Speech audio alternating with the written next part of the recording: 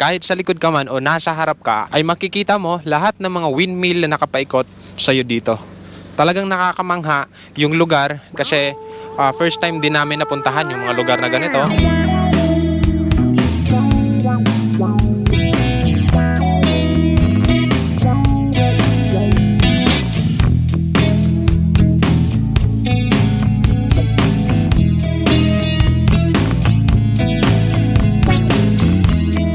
December 2008, ang Alternergy Philippine Holdings Corporation o APHC ay ginawaran ng Department of Energy ng karapatan upang bumuo ng mga proyekto ng wind power sa 3 lokasyon at kabilang dito ang Pililla Rizal.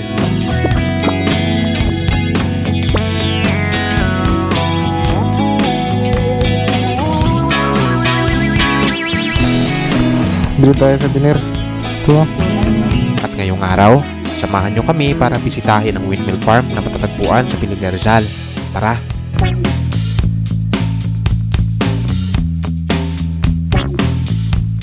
Kaya nakikita nyo dito yung arko ng Antipolo. So papasok tayo sa Antipolo kasi isa to sa daanan na madadaanan natin, yung arko na to papuntang windmill Pililla kung galing tayo ng Antipolo.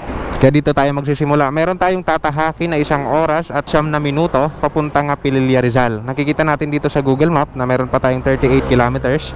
So magsisimula tayo ngayon alas 9:30 ng umaga. So yan guys, dire-diretso tayo.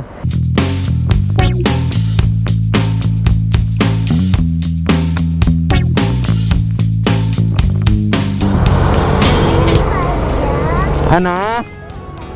Bakit? Pagkain? Oh, hati kayong dalawa. Hati kayo. Ha? Humingi ng pagkain.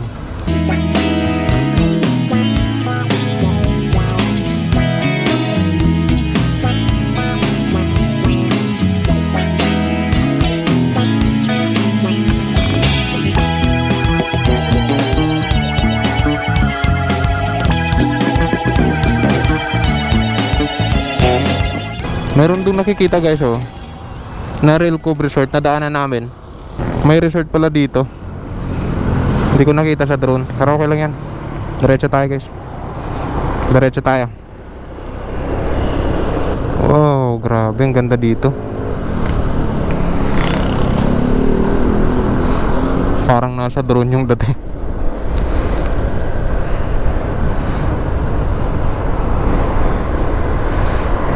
Slow down, accident prone area. Habang binabaybay mo yung daanan papuntang Pililla Rizal ay madadaanan mo ang Malazigzag Road na lugar dito sa may Sitio Maligaya, Antipolo City. Kaya talagang mapapamangha ka sa lugar dito na nakikita nyo sa video. Ayan, yung nakikita nyo, may Rail Cove Resort doon. Hindi ko alam kung anong mga nakalagay dyan, pero nakaka-intriga siya.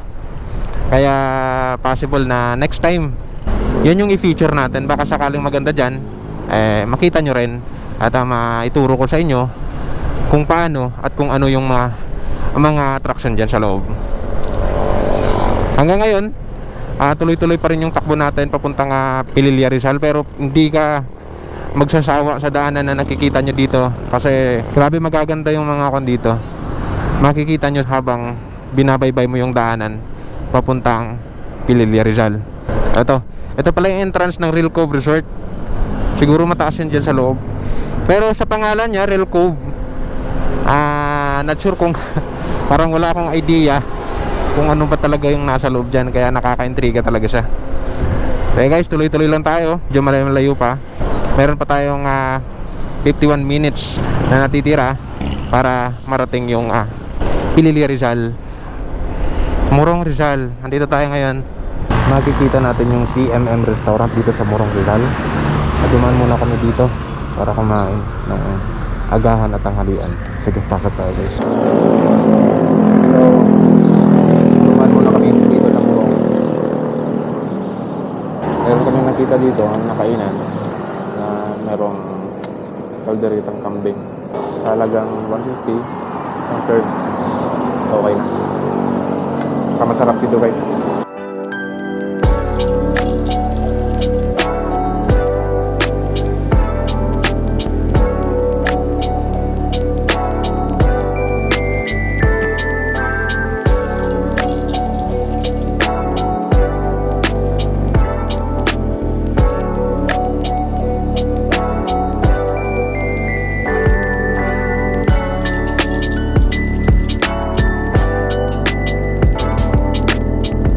Welcome to Pililla, Rizal. Dito na matatagpuan yung Windmill Farm. Umabot ng 1 oras na biyahe bago natin narating yung Pililla, Rizal. So expect natin na mas malapit na yung Windmill Farm na kung saan yung main destination natin ngayon. Ayan guys, dito sa mapa meron pa tayong 14 minutes at 8.3 kilometers 8.3 kilometers papuntang Windmill Farm. Pero dito pa lang guys, nakikita na natin yung windmill bandang kaliwa natin. Kaya dito pa lang sobrang saya na kami. Kasi kahit pa paano, medyo malayo-layo pa ay nakikita na namin kung gaano kaganda ang Windmill Farm dito sa Pililla, Rizal. At nakikita nyo naman yung daanan natin. Diyan, nakikita nyo yung spalto. Kahit two-way siya, maganda yung spalto. Walang masyadong lubak. Then medyo lilim yung daanan, kaya napaka-refreshing yung lugar. Kaya kung gusto niyo guys mag-refresh, mas maganda dito pumunta para makita nyo rin yung nakikita namin dito kung gaano kaganda yung Pililla, Rizal. So yan guys, samahan nyo lang kami papunta dun sa may Windmill Farm.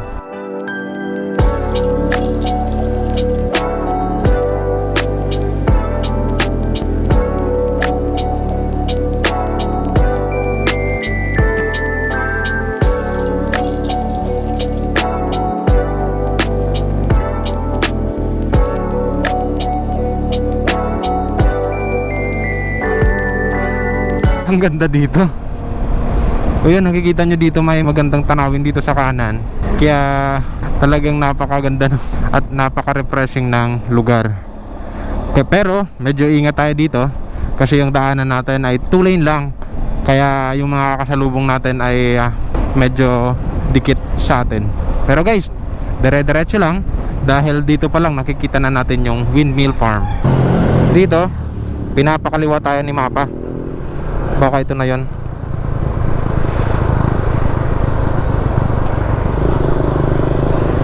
Ayan. Oh, so amazing. Nakikita nyo yung windmill. Isa pa lang yan na windmill na nakikita dito. Paakyat pa lang dito sa may entrance. Medyo na-excite na kami na makita talaga sa malapitan ang windmill na yan. For the first time naming napuntahan yung ganitong mga lugar. Kaya very much excited kaming dalawa ng asawa ko. Grabe, yun oh. Lalaki pala niyan sa personal. So ayan, nakikita nyo, sobrang laking windmill. Wow, grabe. Parang hindi, akala ko maliit lang yan. Sobrang laki pala. Magandang umaga. For viewing po ba kayo? Ano pa? For viewing po kayo? Opo. Bali, alam niyo na po yung area na pupuntahan, di ba po? Hindi pa. Bali, explain ko lang sir. Dito po kasi meron tayong public viewing saka private viewing. Bali sa may private viewing sir, may sarili siyang viewing area. Overlooking siya. Kita nyo lahat ng 27 windmills, Laguna Lake, Sierra Madre, saka yung 360 view. Bali sir, pasok kayo dun sir, ang payment doon per vehicle. Pag motor, 150 lang. Kasama na kayo ni ma'am sa payment. Parking viewing na yan, wala naman siyang limit sa oras. Okay. May resto, may coffee shop, may mga lamesa upuan, tinduyan na pwede nyong gamitin sa comfort room. Tapos pag public naman, parking lang babayaran siya, pero lalakad lang kayo pataas kasi bawalan sa sakyan sa taas. Bali open siya, parang ganito sir, sa public. Saan banda sir? Kakaliwa ba ako dito? Pag private po. Oo. 150 lang naman, di ba? Apo, ayun. Ayun yung may puting gate po, kanan po kayo. May mga bandera na yan, orange saka green. Okay. Diyan na mismo. Tapos doon na kayo magbabayad. Kung papasok kayo sir, iraradyo ko lang kasama ko para assess kayo sa parking area saka payment area. Sige, sige. Doon na lang kami. May kainan doon, di ba? Pwede? May resto sa coffee shop. Sige. Assist naman isang motor. Pwede mag-drone doon. Pwede hanggang doon sa area namin. Sige. Bali, pasok na lang kayo doon sir, niradyo. Alam niyo naman na yung puting gate, yung may bandera. Pasok kayo doon, iraradyo ko na lang. Sige, sige. Kanan po, kanan. Saan tayo? Ayan guys, nakita nyo naman ang sinabi ni Kuya. Kaya pag pumunta kayo dito, pwede naman siya public. Ayan, public. Yan oh, ang ganda oh. Pero pag private, may kainan kasi. Baka mananghalian kami ulit.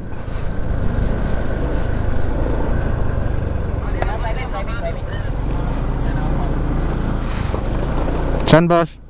Dito lang. Kung ilan po kayo and then contact mo. Ako lang, mag-isa. Apo. Tapos kung ilan lang po kayo lahat. Magkakasama po ba kayo? Hindi, hindi. Hindi po. Ay, hindi. Ito yan po. Kung ilan po kayo contact mo. Yan, okay na ma'am. Okay na yan. Contact na lang po. Ako lang. Pati siya po.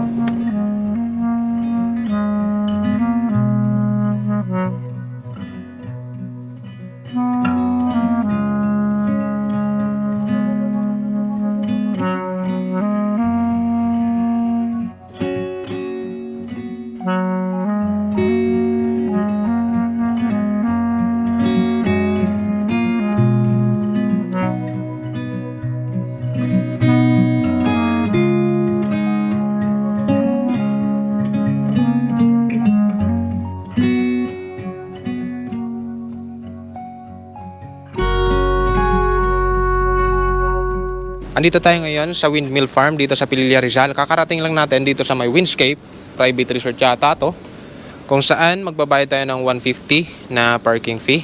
So ayun, nakikita nyo dito 360 view dito sa may view deck nila dito. Ayan, kung nakikita nyo, nakapalibot sa atin ang windmill dito sa may view deck na to. Kung pupunta kayo dito, huwag nyong kalimutan na daanan yung Windscape. Ayan. Kahit sa likod ka man o nasa harap ka, ay makikita mo lahat ng mga windmill na nakapaikot sa'yo dito. Talagang nakakamangha yung lugar kasi first time din namin napuntahan yung mga lugar na ganito. Kaya sinulit na namin para maipakita din namin ang mga windmill dito sa Pililla Rizal. Try natin akyatin ang view deck dito sa may Windscape. Tara guys, samahan nyo ako. Dito makikita nyo yung kalsada. Doon kasi nakaparking yung motor namin sa taas. Akyatin natin yung pinakatuktok dito ng Windscape view deck. Wow! Dito ay nakakamangha. Talagang makikita mo ang buong tanawin dito sa Pililla Rizal. Ayan, nakikita nyo dito sa drone natin na ang mga windmill ay nakaharap doon sa may lake.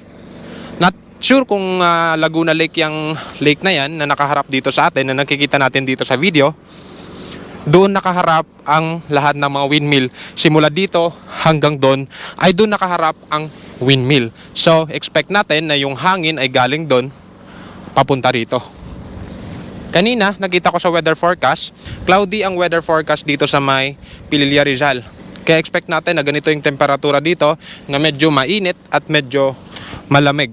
Kasi doon sa banda doon ay may lumalabas din na araw. Kaya perfect yung weather condition na ganito.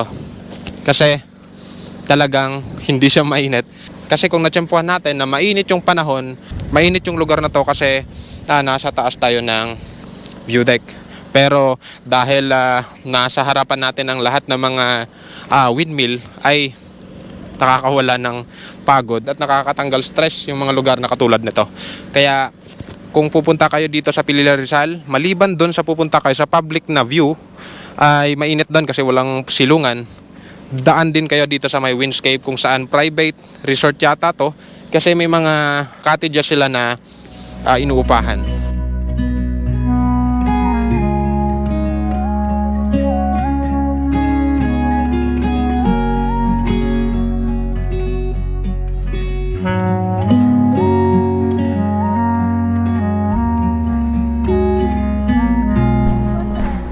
Magkano souvenir, ma'am? Ayun po sir, meron po tayong 120, 130, 150 po, 180. Ano to? Pang massage po. Matibay po yan. Bili tayo souvenir. Ito. Meron po tayong butsiron. Ayun, habang nagbabiyahe po, pagkote. Bakit po binabawal, ma'am, na lumagpas yung drone doon? Yun po kasi sir, may-ari po yan.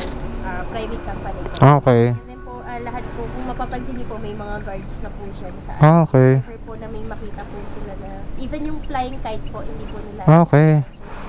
One time po kasi, nung una po itong may nagpalipad po ng drone, may dumating po ng security nila. Gustong i-confiscate yung Okay. so, medyo mahal po yun. So, nag-fine na lang po sila ng 500 pesos.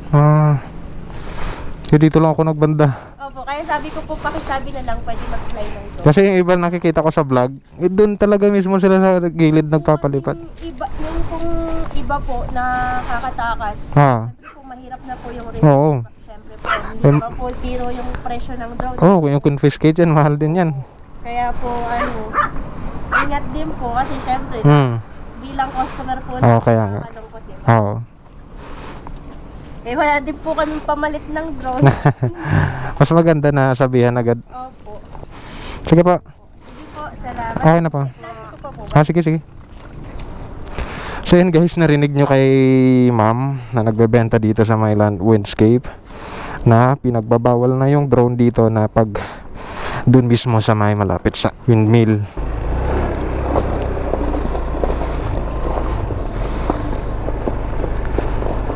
Thank you po. Labas.